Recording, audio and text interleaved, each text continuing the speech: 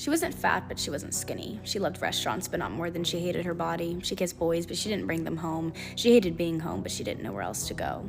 She wasn't shy, but she hated small talk. She craved deep conversations, but would never open up. She hated living, but she didn't want to die. She loved laughing, but not as much as she needed to cry. She wasn't a bad person, but she didn't feel good. She was always there for others, but herself never understood.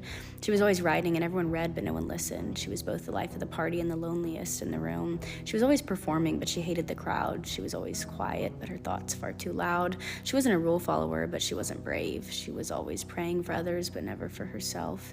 She wasn't ugly, but she wasn't beautiful. She wanted to be loved the way she loved others for once. She wasn't manipulative, but she knew how to lie. She didn't have her mother's temper, but she had her mother's sad eyes. She wanted her father's kindness, but she got his tendency to run away.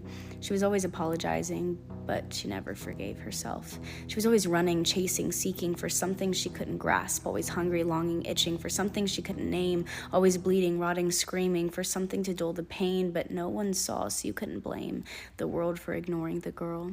She was always smiling, laughing, mending others' scars. She was always dreaming, never sleeping, always looking at the stars. She was born with wings instead of feet, always needing somewhere to flee, but she couldn't fly. Her baggage held her down.